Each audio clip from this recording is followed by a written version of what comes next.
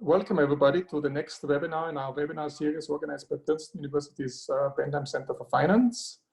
We're very happy to have Angus Deaton with us, my colleague here in the economics department. He will talk about COVID and what it means for inequality and the death of despairs. And we're very grateful to have him with us. And before, as usual, I wanted to give some opening remarks and also refer back what we have heard so far in the webinar series. First, we have heard Paul Roma arguing about testing. We have to get the R0 below 1, the way of smart testing. Olivier Blochard was talking last Monday about fiscal policy. And last Friday, Tyler Cohen was talking about social and political implications of the COVID crisis. The main message was essentially that we have certain trends, but the current crisis will speed up the trends. A trend towards online learning, many trends will be speed up. And one trend was, of course, the death of despair. And the question is, will the crisis speed it up or change it in other ways? Then on Friday, we have Penny Goldberg coming, the former chief economist of the World Bank, from now back at Yale. She will talk about supply chains. And next Monday, Hyun Shin will talk. Then Harold James will talk about war financing, how war financing gives us some clues, what challenges we face on the fiscal side, and so forth. So many great speakers coming up, always Mondays and Fridays. Typically at 12:30, but times might vary a little bit. So coming to the three crises, that's the main slide we had all the time. We have three crises, essentially. We have a health crisis, an economic crisis, and also potentially a financial crisis. Of course, the Fed was intervening very aggressively, and Nelly Unang was talking in detail about all the different Fed programs earlier on. Today, we focus on the interaction of health crisis and economic crisis, in particular the health aspects to it. And we're very happy to have Angus with us, who is really a world-renowned expert in this dimension. Now, what about the trade-offs about the lockdown? So the lockdown can vary in terms of intensity, and we can also decide, when to exit the lockdown. We can do a smart exit, what Paul Roma proposed, with a lot of testing after we get the R0 down below 1. But there's a huge risk that if we get out too early, we might have a second flare-up, a second wave, and we had this chart already last time that you get out already here, and then you have a second wave coming up later on.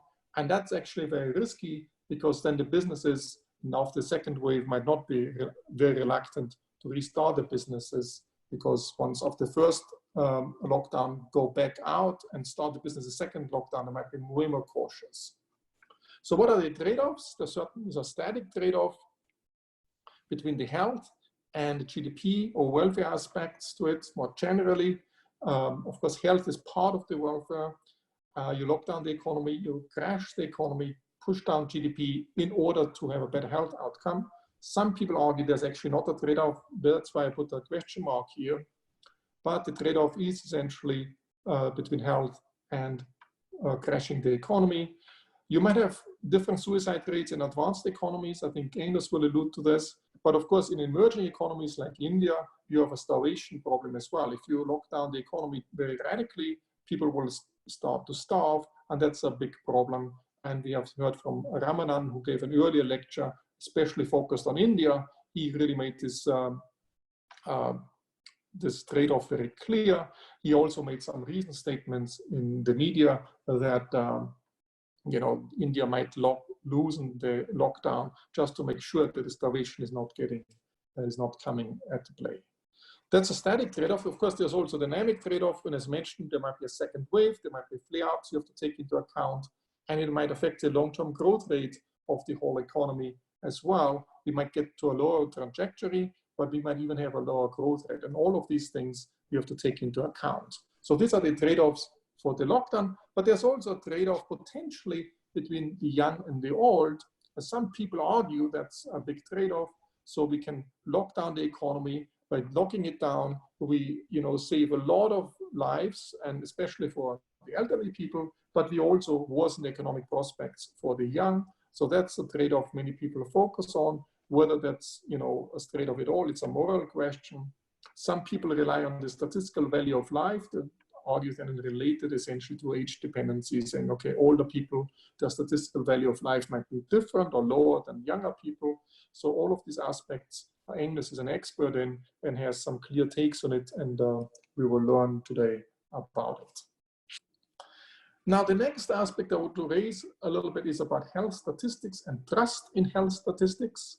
I think what's crucial is that government's health statistics is trusted, so people trust the numbers, and it has a lot of measurement issues, and Angus worked all his life on measurement issues. So what's a COVID death? If you die on COVID or die with COVID, it's very different.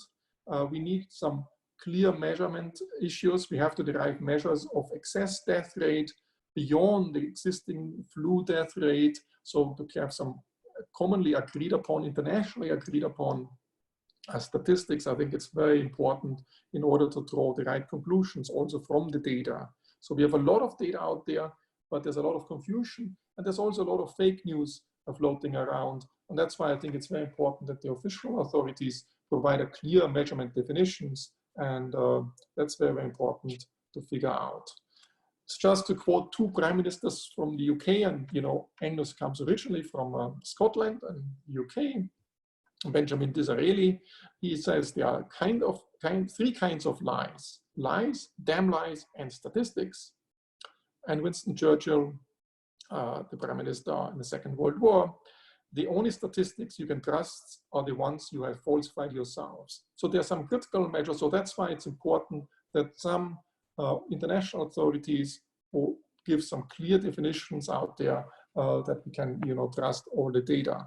It's also important because we would like to have a lot of international data sharing, that countries learn from each other's experiences, that take different measures, how to play out, what is the best way to do things.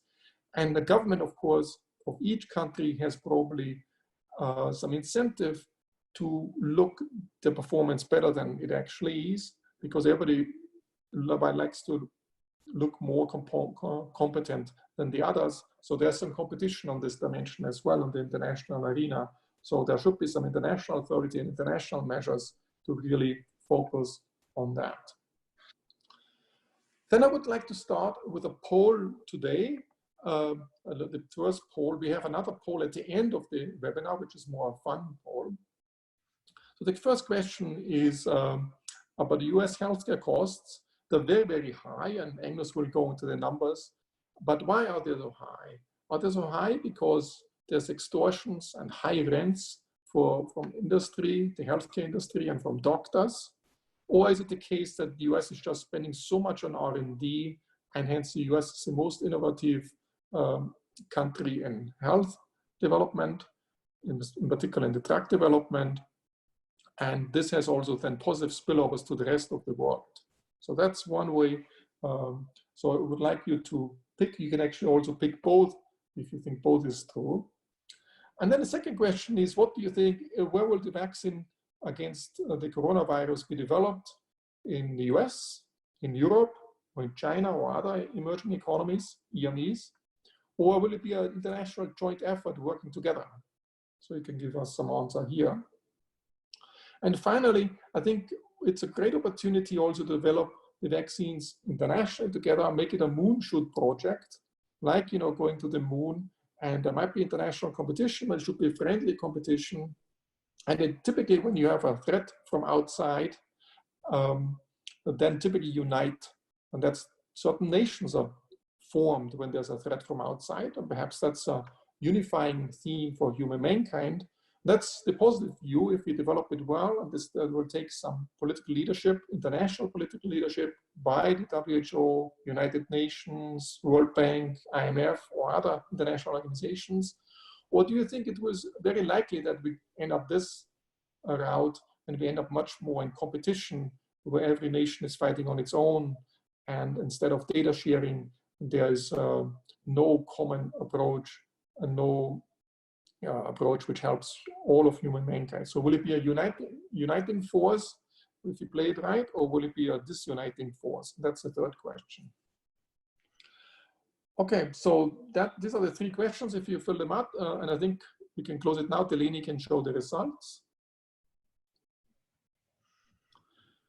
So the first question is, 89% claim that extortions and high rents for the healthcare industry and doctors are prevalent, and 27% think that the high R&D spending is positive. Of course, it doesn't add up to 100% because you can choose both as well. But the majority, overwhelming majority, thinks the rents for the industry is too high.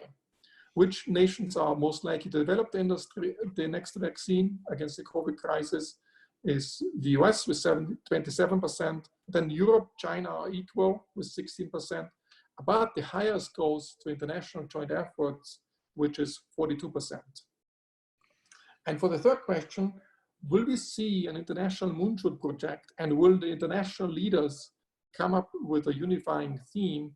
And majority, 71%, think it will not be the case. It will be much more nationalistic, and we won't have any internationals. Only 29% think it will be international moonshot project, and that's less encouraging.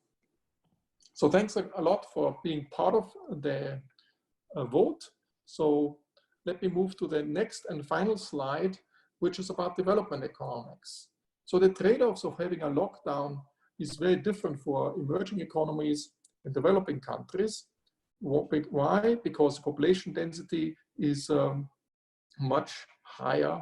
The food supply shortages are much more severe. And as I mentioned earlier, Ramanam Lakshmarayan pointed this out already in the earlier webinar we talked about the Indian situation. On the good side, population is much younger, and the younger people can sustain the corona crisis virus much more easily. And that's on the good side. So it would be nice to really focus on also what's different in the developing countries as well. The other thing is, what is about data sharing? Can we have good data sharing from the advanced economies to the emerging economies and vice versa? I think that's very important. I know there are a lot of listeners here from Africa and India and other emerging economies. So that would be a very desirable outcome. And finally, is there a fair allocation of medical resources? Will there be allocation just based on the highest bidder, which will hurt the developing economies, or will there be some criterion which also allows less wealthy countries and individuals to be participating at the virus fight and get the appropriate medical treatment as well? So with this, I would like to pass it on to Angus Deaton, who is an expert in this field, and he will start sharing his slide. It's coming up already. And thanks again, Angus. Thank you, Markus. Are my slides visible now?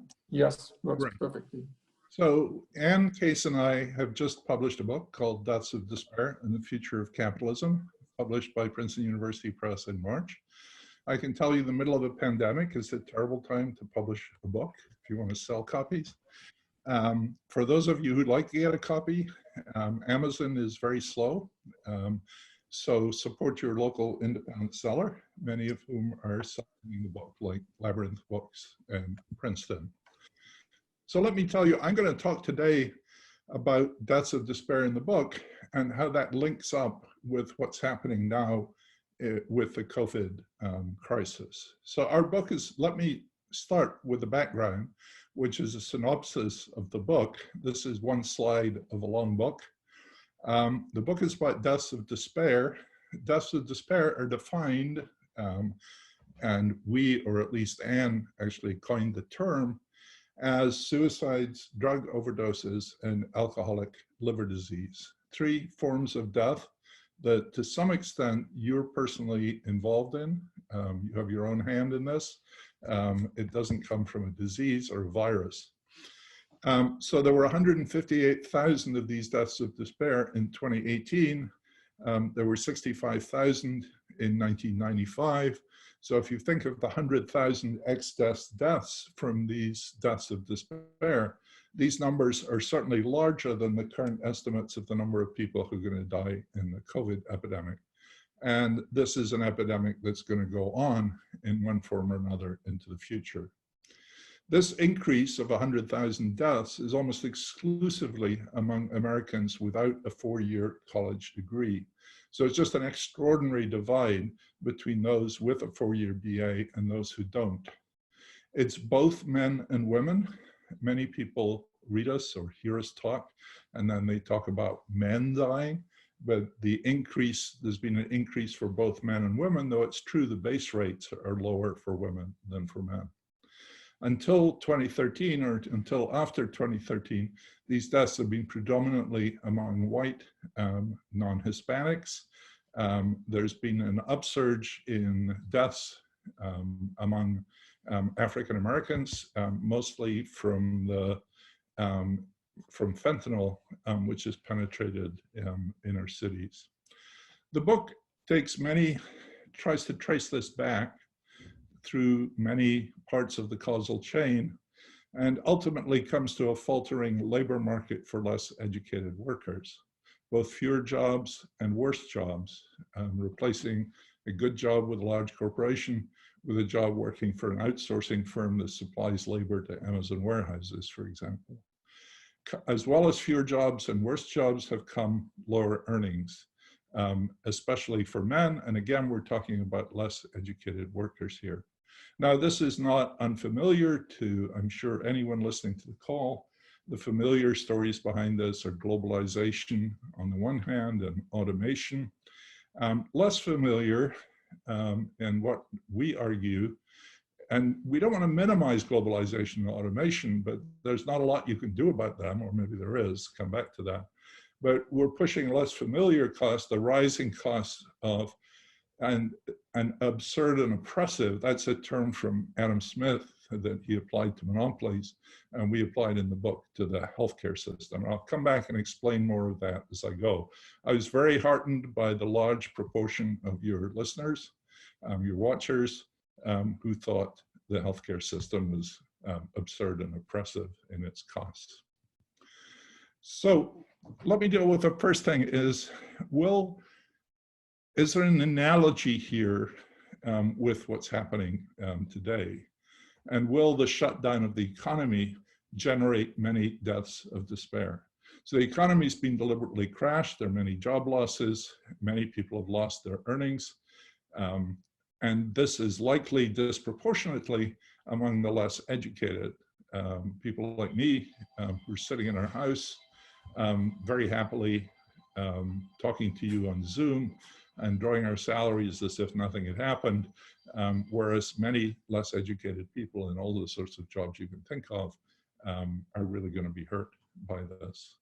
So the question is, will the crashing of the economy cause an increase in deaths of despair that's perhaps more than the lives saved by crashing the economy?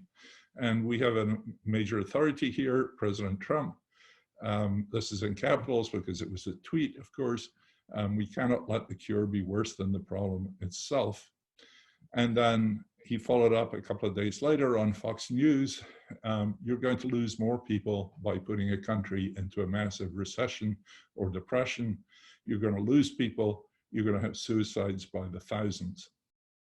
So one of the things we've been saying is maybe there will be an increase in suicides, but overall mortality is actually likely to decline because they're shutting down the economy, not increase. And I will explain that. There are many, many papers in this literature from many different places around the world and in many different periods. And what they find is that all-cause mortality, that's mortality from all causes taken together, tends to fall during recessions. Although suicides, which is the first thing you tend to think about, do indeed increase. So what that tells us is that the current recession may not have the effects you first thought, or that Donald Trump first thought. Let me make a clear point, of course. The current recession is designed to save lives. And that's the first order effect. By social distancing, fewer people will die. And that's not the effect I really want to talk about here. It's the other effects. So this is a recession that's designed to save lives. So go back to deaths of despair. And deaths of despair, and I hope you'll all read our book and be persuaded by this, These deaths of despair we trace back to a slow disintegration of working class lives in America. And this slow disintegration is not affected by the business cycle. It's not a cyclical phenomenon, it's a trend phenomenon. And in particular, if you look at what happened during the financial crisis, deaths of despair were rising before the financial crisis, they were rising during the financial crisis, and after the financial crisis. And actually, if I go to the next slide, you'll see the blue line is for men with less than a BA. The dotted blue line is for men with a BA or more. Women are in red. And what you can see is this rise in deaths of despair for both men and women at a lower level. And we like to put this line you see in the middle of the graph there saying, where is the Great Recession? And the Great Recession just didn't have any effect on those things. So if recessions are going to have big effects on deaths of despair, the 2008 Great Recession is not a very good example of that. So more generally, all-cause mortality rates have fallen in various places. Now in Greece and Spain in the financial crisis. Now remember Greece, right? Greece was the worst case of what was happening in Europe during the financial crisis. It almost crashed out of the euro. People were talking about what would happen to America if we didn't get our fiscal house in order. We'd turn into the terrible things that were happening to Greece. Spain had an unemployment rate of something like 40% during that period. And Greece and Spain had record increases in life expectancy. They did better than other European countries during the financial crisis.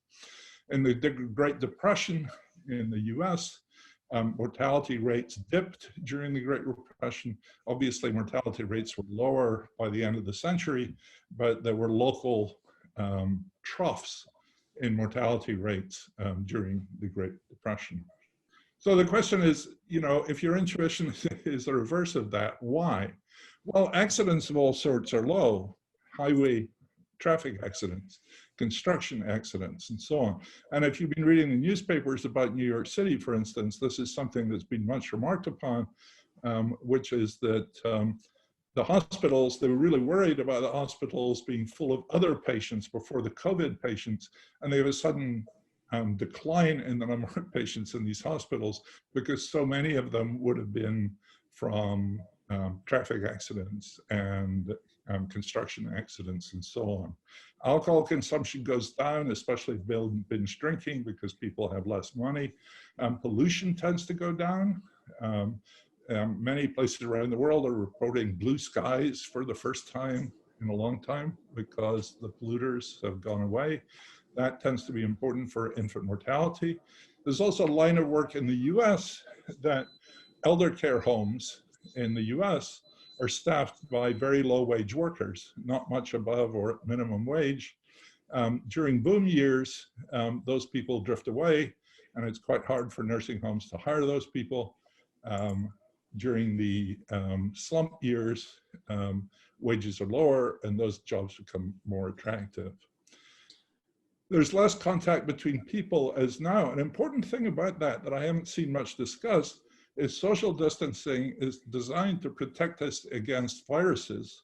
One of the viruses is the flu virus. So we would expect from that flu deaths in this season to be lower than they would normally be because what we're doing, this self-induced recession and the social distancing, will reduce contact and reduce other infections as well as the viral, as well as the COVID. Now suicides go up, but suicides are very much the tail of the dog. Suicides are only 2% of total deaths, and they're small compared with heart attacks, for instance, and heart attacks go down during recessions too. Now, of course, this can ask, there's some questions I would like to interject. So Eric Alonso asked, you know, did you make a difference between 2-year colleges and 4-year colleges? A big difference. The 2-year. And Claudia Steinwender from MIT would like to know whether it's primarily driven by the opioid crisis and it's caused by addiction and not necessarily by despair. Is it possible to separate the two? I don't think it's so. It's we spend a lot of time looking at different educational levels, and you know, it's true that you draw nicer graphs if you only have 2 educational levels with and without a BA. But we spend a lot of time looking at people with some college, 2 years or 3 years college degrees, and they look much more like people with only a high school degree.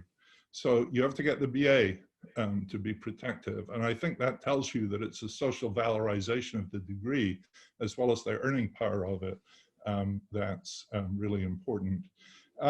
If you take the total of deaths of despair, the drug deaths are the biggest single item, but the other two are bigger than drug deaths. The increase has probably been a higher proportion of them are drug deaths, but it's really important that drug deaths, the way we see drug deaths are pharma companies like Purdue targeted places in despair. I mean, they went to West Virginia, they went to places where people had lost their work. They looked for despair and they targeted it to make profits out of addicting and ultimately killing people who were in despair. So we see an ocean of despair out there, and that the opioid crisis is part of that. Now, of course, if we'd had better regulation of pharma, the opioid crisis would not have happened in the form in which it happened, and many lives would have been saved. We're certainly not denying that. But the trend, and you know, it's important because ultimately we're likely to get the most likely cause of death among deaths of despair that's going to be regulated away are drug deaths, which should come back down to normal level. But the suicides and the alcoholic liver disease are still going to be there, and there's still large numbers of people, and they're rising. Actually, in 2018, the drug deaths went down a little bit compared with 2017, but the suicides and the alcoholic liver disease continue to rise.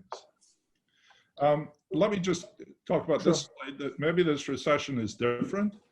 You can imagine that given what happened in Washington State, low-wage workers might not be super keen to work in elder care homes right now. So the recession may not make it easier for them to hire workers, this recession. The question, the big question in some sense is whether social isolation or social distancing will lead to more suicides. And isolation is one of the standard correlates of suicide, spatial correlates of suicide. And as many people will know, there's a suicide belt in the United States, which runs right along or up and down the Rocky Mountains. And in counties in the Rocky Mountains, suicide rates are maybe 5 times as high as they are in counties in Connecticut or New Jersey. Now, social isolation may be like this. It may drive people to despair. And they're also, even for people who are living with other people, you know, all of us receive these funny cartoons on a daily basis about spouses killing each other when they're jointly isolated, who knows. But there's a counter argument to that, which is that suicide rates over and over again have been lower in wartime. And the general story of that is social solidarity, that leaders like Winston Churchill, who Markus already talked about, in spite of falsifying the statistics, did actually bring people together in Britain during the Second World War. And that would be, people are feeling that they're actually closer to other people than they are in normal times. And you can imagine that might be the case now. And some of our leaders might be able to forge solidarity, like Andrew Cuomo is trying to do.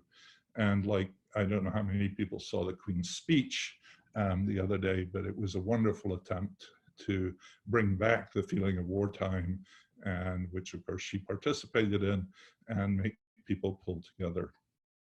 So let me go on to something that I've been thinking about a little bit, which is the effects on life expectancy. What will the coronavirus do? I think there's a lot of false facts, fake facts out there about this.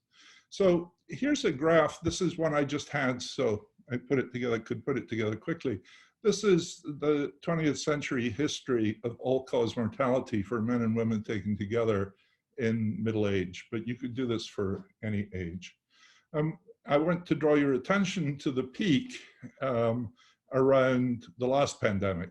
So we got this big peak in mortality in 1918, but then what you get is a big dip immediately after that.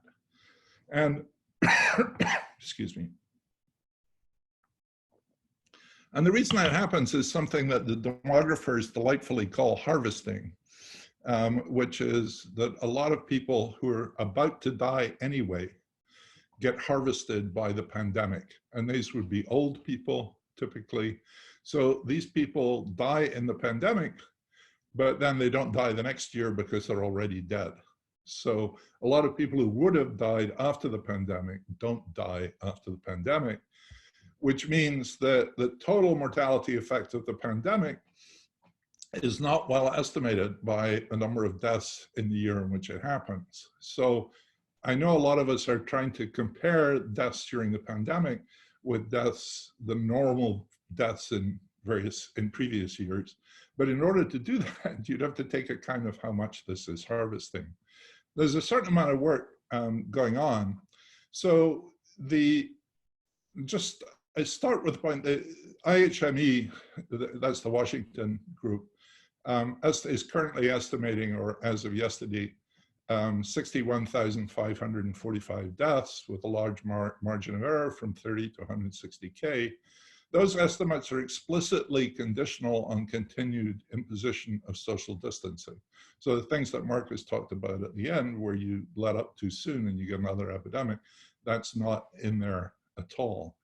Now, the Bayesian statistician at Cambridge, David Spiegelhalter, has noted that the excess mortality in Britain is almost exactly proportional to the existing mortality risk. So what the pandemic is doing is it's taking your probability of death and upping it proportionately. So there's very little increase for kids. There's not that much increase in middle age, and it goes up a lot in the elderly. It's much higher for men than for women, but the baseline mortality for men is twice as high as the baseline mortality for women before the epidemic comes along. So then he's arguing that then, if this is true, these deaths just get packed into the COVID months, and then these people who were about to die anyway, or a lot of them were, will not die in the rest of the year. In which case you wouldn't actually have much effect on annual mortality in the year. Even if it postpones the harvesting into the next year, then over 2 years, we might not get much change in mortality altogether. This happened recently in Europe. There was one flu year where the vaccine didn't work. Life expectancy fell in almost all European countries, or half of European countries, for 1 year, and then it bounced back sharply the year after. Now, so that's the phenomenon of harvesting. It's not clear this is true in the US. And the reason it's not clear it's true is there are much higher death rates among African Americans and among Hispanics, which are being reported in the press. African Americans have a higher baseline rate, so that would explain some of that, but it looks much too large. And Hispanics, remarkably, and not everybody knows this, have lower mortality rates than do whites. And therefore, you can't explain it that way. And it's presumably due to the fact that African Americans and Hispanics are predominantly employed in jobs like driving buses or driving the subway or doing jobs like that, and not predominantly, but overrepresented in those jobs that are dangerous. And there's got to be an occupational hazard in addition to the age hazard of dying. Anyway, I thought that was worth saying. There's also a lot of people going around saying that the death rate from the COVID is going to be the same as, in the worst fake news, they say it's going to be about the same as the number of flu deaths in a normal year. Well, remember that IHME numbers of 62,000. The CDC is estimating 24,000 to 62,000 flu deaths in 2020. I have no idea where they get that number from. The season's not even over yet. And it looks to me much too high, given the effects of social distancing on flu deaths. The CDC does estimate that in 2017-18, there were 61,000 flu deaths, which is of course comparable to the IHME estimates. But this is exceptionally high. It's not at all a normal figure. And if you look at the CDC numbers, they vary between 12,000 up to 51,000 from 2010 onwards. So the 61,000 in 17-18 was a really, really bad flu year. And the other thing that's really important, of course, is we didn't shut down the economy in 2018 to deal with the flu. So, you know, the figure that you should be comparing is the unshut down economy, which is 61,000 flu deaths, which are a peak, with the God knows how many deaths there would have been had there not been social distancing. Could easily have been 250,000 deaths. All right, let me go back to the book for a minute and talk about the healthcare industry. And this is so again, these are facts that people may know, that we spend 18% of GDP compared with 12% in Switzerland, which is the next most expensive. And Switzerland has 4 years more life expectancy. So it's a very expensive system that's not actually delivering very much. And if you look at morbidity, it's not doing very well on that either. So the question is, who pays for this? And of course, what I'm going to do is saying the oppressive burden of these costs is sort of leading towards deaths of despair. So about a quarter are paid by employers for their employees. About a quarter is paid directly by individuals. If you're uninsured, or you pay co-pays, or you pay deductibles, or you pay surprise medical bills. And about half is paid by federal and state governments. State governments have to pay for Medicaid, their share of Medicaid, and have no control over the costs of that. So an employer plan in 2019 was $20,000 for a family policy and $10,000 for an individual. So those are averages. But the thing about these things is they don't work that much. They don't vary that much with the income of the worker because you're insuring their body and so on. It might a little bit, but basically if you employ a worker and you give them health insurance, you have to find at least 10K for the individual insurance, and that has to come out of what that worker is worth to you as an employer. And so it's like a poll tax for low-wage workers. And it becomes essentially infeasible for those jobs. Now, they used to be much cheaper, so it wasn't such a big deal. But over time, the rising cost of that healthcare has meant that large firms in America no longer employ their own janitors, drivers, call center operators, full service workers, security guards, and they outsource these jobs. This is domestic outsourcing to labor supply firms, which have grown like crazy in rich countries. They outsource these firms, these jobs to gig workers, and these jobs are much worse jobs. You don't belong to the company anymore. As Nick Bloom puts it, you don't get invited to the holiday party anymore, even if you're doing exactly the same job you were doing before. So the meaning in life is diminished. The sense of belonging is diminished, and you probably don't get benefits, which is sort of a big deal. In fact, the whole gig economy, or not the whole of it, but a large part of the gig economy, their business model is just not to pay benefits. So our argument is that this increasing cost of healthcare has been diminishing the supply of jobs, or the demand for less educated labor, because of the cost of providing these health benefits. State governments cut state universities to pay for Medicaid. So if you look at the share of the total budget of states, it's gone up from 20 to 30% in a decade that's had to go to Medicaid. They have no control over that. And until COVID, future federal deficits are almost entirely for healthcare. I was on a conference call yesterday for some very wealthy people who were saying this would be a great time to cut entitlement benefits. Because surely we now have to recognize that we can't afford Medicare and Medicaid. Well, Medicare is a welfare scheme. Not Medicare and Medicaid are essentially healthcare schemes that benefit the providers much more than they benefit the people who are paying them.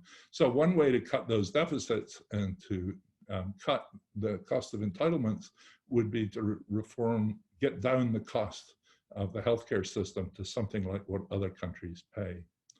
So how do they maintain this equilibrium? Well, part of it is the healthcare industry has 5 lobbyists for each member of Congress. That's 5 people for each senator, each congressman, each congresswoman, and they're at them all the time. In addition to this lobbying on behalf, the opioid manufacturers targeted communities of despair, which I talked about already, and made billions. The Sackler family alone made $12 billion from OxyContin, while Congress protected them by changing laws and muzzling the DEA. J&J you know, the family-friendly company that makes Band-Aids and baby oil and all the rest of it, they were growing opium poppies in huge numbers in Tasmania, and that was feeding the opioid epidemic. This is at the same time as the US government is bombing opium farms in Helmand province in Afghanistan, while our own much admired companies are growing them in Tasmania. No other country allows this sort of thing to go on. The next bullet has a whole list of things: surprise medical bills, prescription drug benefits. All of these were things that were lobbied for, successfully lobbied for, and which made enormous amounts of money for the industry. At the same time, hospitals all over America are merging with little attention from antitrust regulators. They set up monopolies in local markets, and there's a lot of evidence and some successful lawsuits that they're run monopolies against the nurses. So here I want to put that in the background and think now about what COVID, healthcare and COVID might do. So I think there are two possibilities. There's the hero scenario and the villain scenario. So the hero scenario, I'm thinking of doing this around Christmas this year when there hasn't been a second epidemic. This is all settled down. So the hero scenario is that doctors and nurses are seen as our saviors, that many of them gave up their lives. They did extraordinary acts of altruism, which saved many, many lives. The pharma, for its half, will come up with a vaccine and drugs, maybe fast testing kits, make them widely available at low prices. Though the coronavirus bill that was passed 2 weeks ago had $3.1 billion for development of drugs and vaccines, and the lobbyists fought and defeated at least some of the provisions to make those affordable, or for the government to take the patents back if they didn't make it affordable. Notice this is $3.1 billion of public money being used to generate profits for the companies. I'm still with the hero scenario. I have trouble sticking with the hero scenario, but hospitals will coordinate, they will share equipment, beds, and staff, which is happening already in New York State under Cuomo. So it's making it into a sort of integrated, almost socialized healthcare system in the state. If testing is free, copays and deductibles are waived by insurers, which is what they're talking about doing, and the deaths are relatively small, and people then ex post say, we didn't lose as many people from COVID as we did from flu things, and the healthcare system showed how wonderful it was. There's also the villain scenario, which is pretty much the opposite of what I just said, that drugs turn out to be expensive, they're rationed by price, that pharma sees this as an opportunity for making profits and overreaches instead of seeing it as an opportunity for playing a hero role.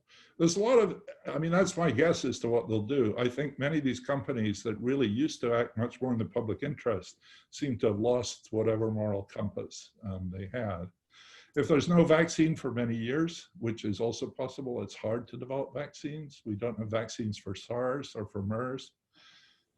Many thousands of people will be left with very large bills that they won't pay, which will destroy their credit for life, meaning they can never buy a house or a car, or their lives are really messed up.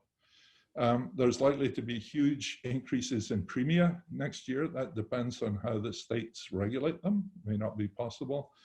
And people may finish up so angry that at last they penetrate the protective cordon in Washington and we actually get reforms. I mean, many people have said that the healthcare industry in America is so protected that it would take a revolution. Well, maybe it'll take not a revolution, but a virus. I want to just... Can I inject some questions here? So is there an argument to be made that in the past there was so much lobbying in the healthcare industry and hence the hospitals are much better equipped to deal with the COVID crisis? Did it prepare them better or made them, you know, less prepared to handle the COVID crisis compared if you look across the globe? I've been resisting temptation to jump on that bandwagon. I think it's certainly true that the fact that doctors control the entry into medical school and do not allow foreigners to work in hospitals except under very restrictive conditions, and that the merging and lack of antitrust procedures meant we have fewer beds, we have fewer doctors, and we have fewer hospitals and fewer nurses than we need. But the thing we have to be careful about is it's not exactly clear that the British or Italian systems or other systems, which are run on a very different basis, were any better prepared. And, you know, it's very hard to prepare yourself against something that hasn't happened for 100 years. A lot of people are being very wise after the event now, but it's not clear that that's fully justified. So if I could say a few words about inequality. Yeah, there's some question on competition. Perhaps you can just handle them briefly. Do you think that, you know, the increased competition would help a lot? Do you see some competition coming in also from telemedicine, that, you know, it would be allowed to have, you know, companies providing healthcare provisions from abroad, and this would actually also bring the costs down? Yes, I do, but not enough.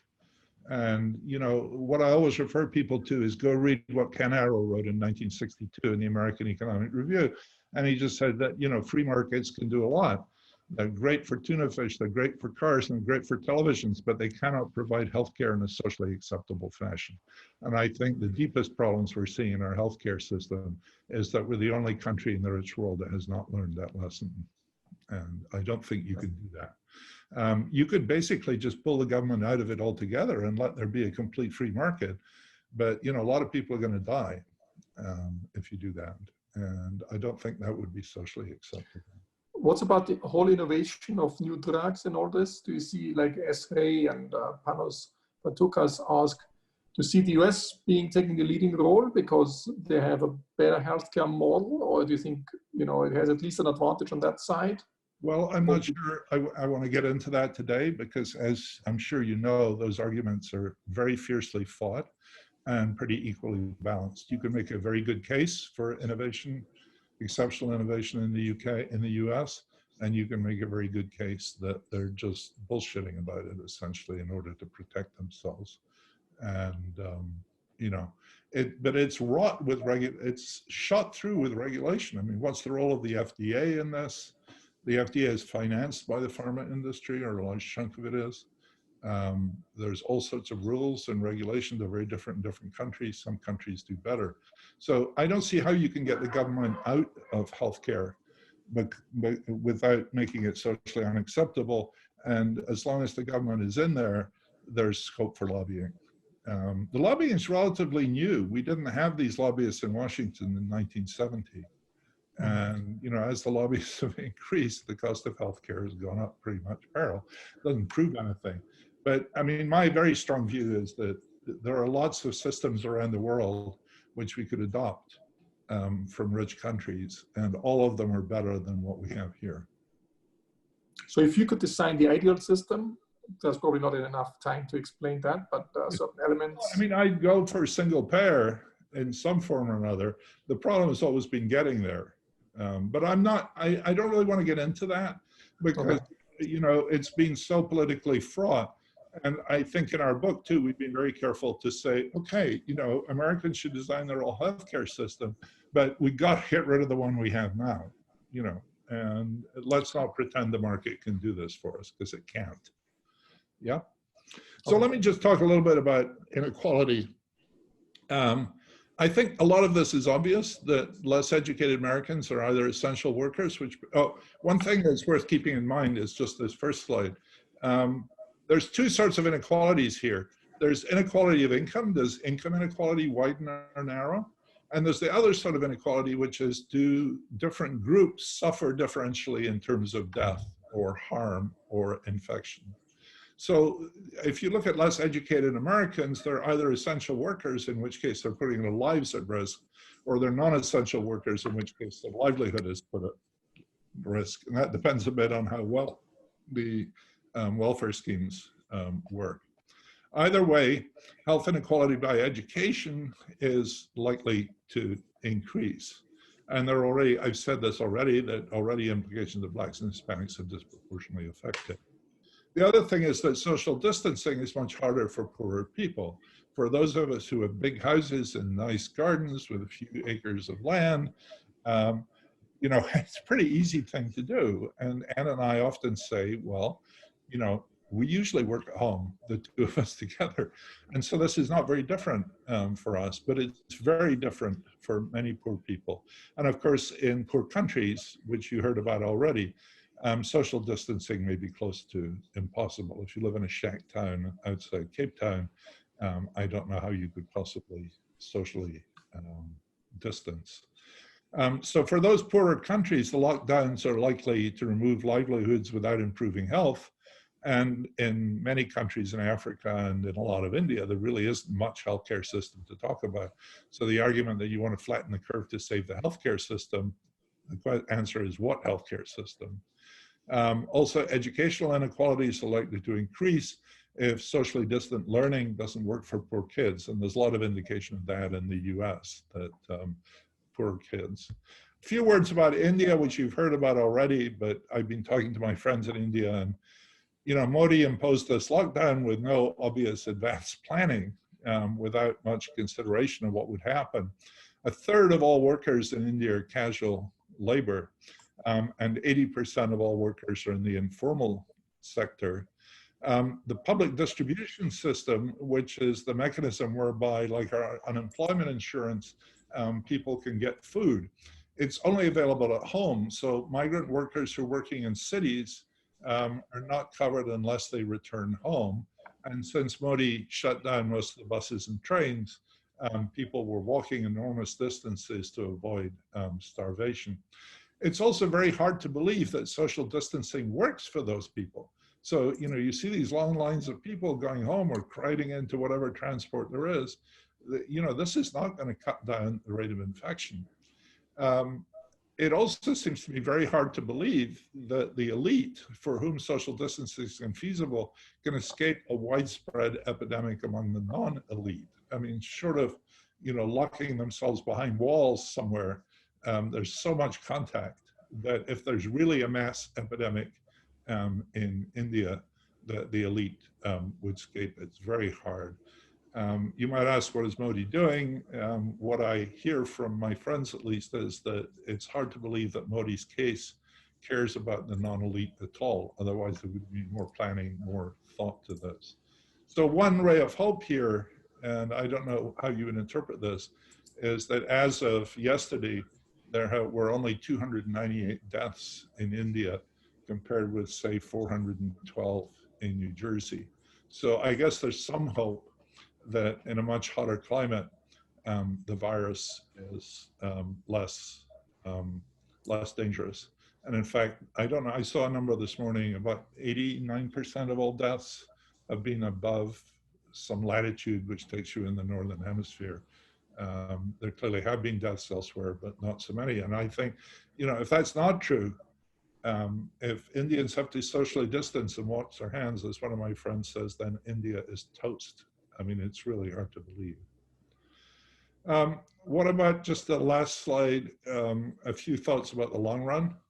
Globalization is likely to be pulled back a bit if it wasn't already happening with the trade wars and so on. And one interpretation of this is that we've been getting higher incomes by incurring higher risks. We need to rebalance our portfolio and just not take some of those risks in order to get higher levels of GDP. When I learned trade as an undergraduate, which I think is the last time I studied trade, they always told us, when we learned about comparative advantage, they said the exception to this is national security.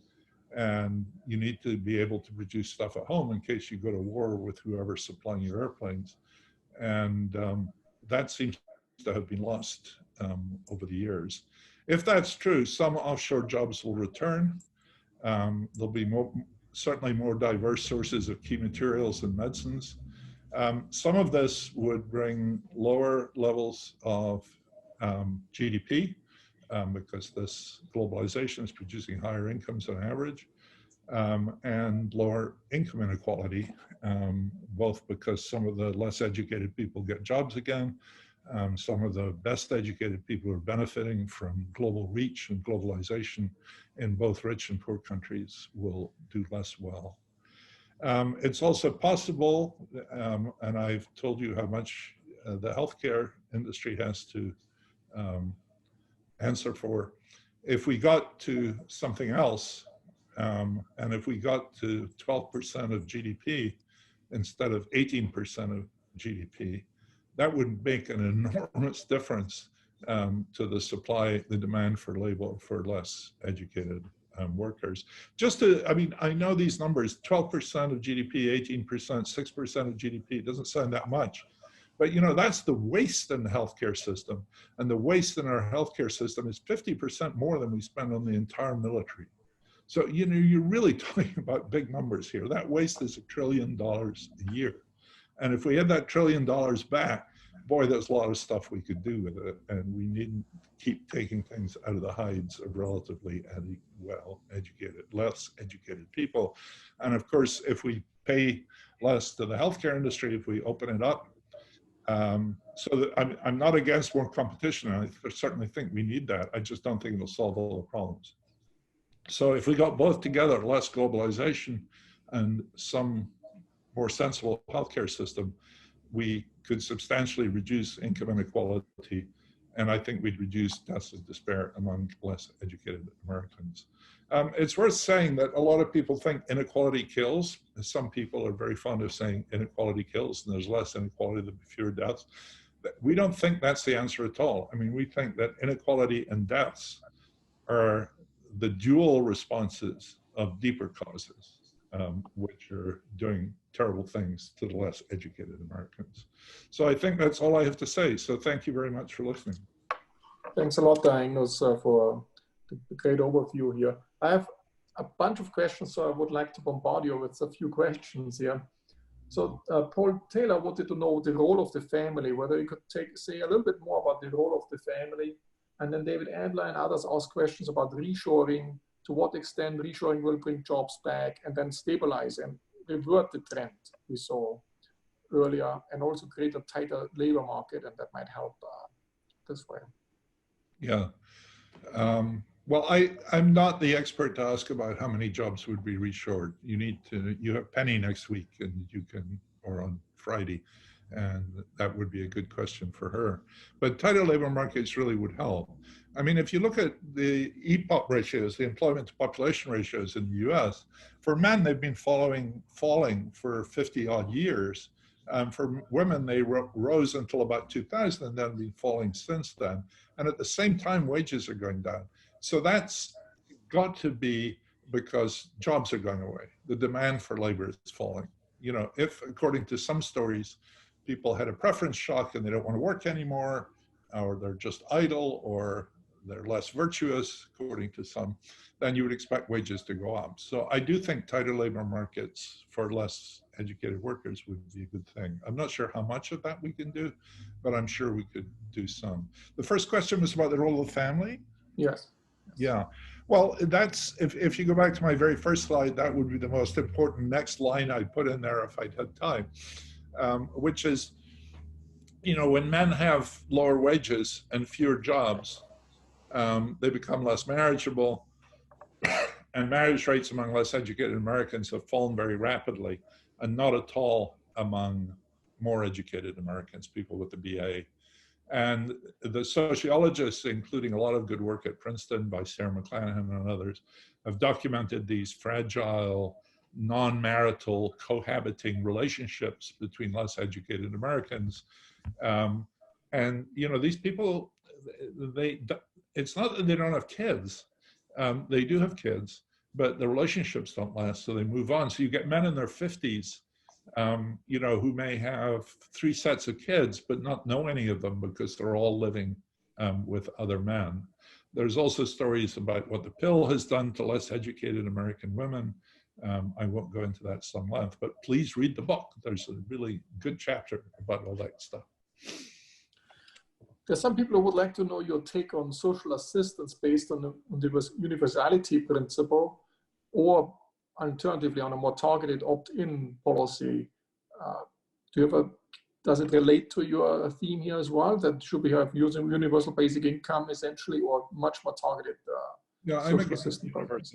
I'm against universal basic income. I think the best writers on those, the best single writer on universal basic income who's in favor of it is Philip van Parijs. from Belgium, who has a really, really terrific book.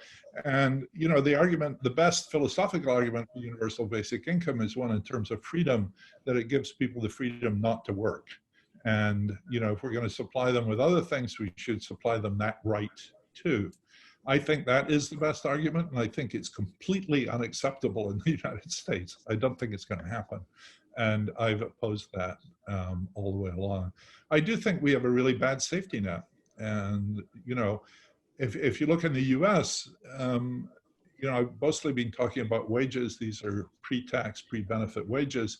But if you do it with benefits and taxes, it gets a little better. But it doesn't do a big deal. Whereas if you look at Britain, for instance, there's huge widening inequality between wages at the bottom, say the bottom 10% and the top 90%. But after taxes and benefits, the growth has been exactly the same for both groups. So I don't doubt that if we had a better welfare system, we'd probably have done better.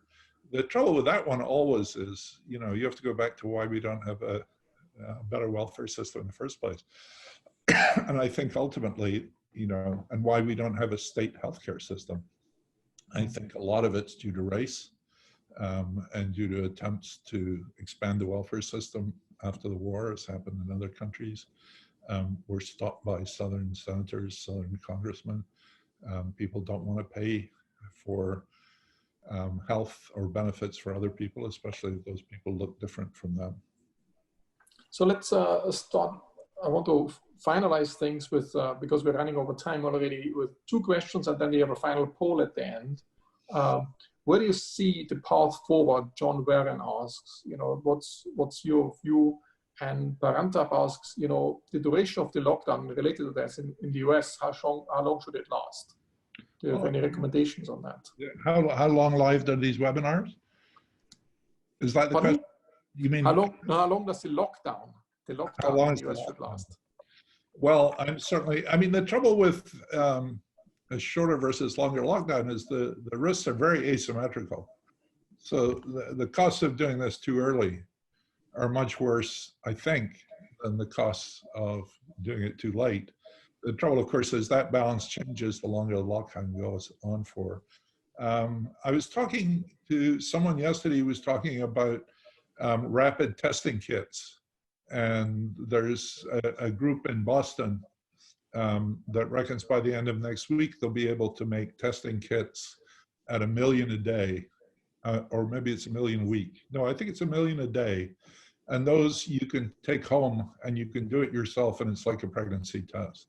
So, I mean, you and I don't know about pregnancy tests, but I mean, it's at the same time, you get a pretty immediate answer. And it would be cheap enough. They're thinking about a price like $10 or something. So conceivably, you could test yourself every morning before you go to work.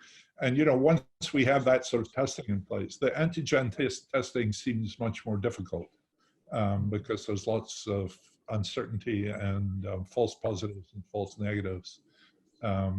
But just having testing that was really available cheaply to everybody would make a huge difference.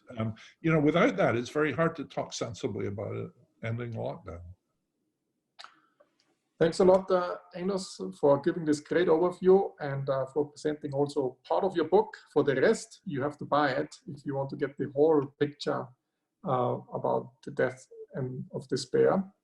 So at the end, I would like to stop with a little poll for the people just identifying which region they're from. So you're either from the US and Canada, or from Latin America, from Asia, Europe, or Africa. Just give us a little sense of the poll, during the poll. And then I hope you will join us again on Friday, where we'll talk about global supply chains. How will the world change after the COVID crisis? Will we see some retrenchment? Will we see much more reshoring, as Angus was saying? And then there will be certain implications also for the death of despair. Thanks again, Angus. This was a great talk, and I hope to see you soon in real life when we meet again in the office. I enjoyed it. This was terrific. And thanks. Really appreciate the public service you're doing by running these. It's normal. Thanks. Let me just say the result of the poll. We have about US and Europe equal up, and then Latin America, Asia, and Africa are then roughly, so Asia 10%, Latin America 10%, and Africa below 5%. See you soon. Bye-bye. See you on Friday.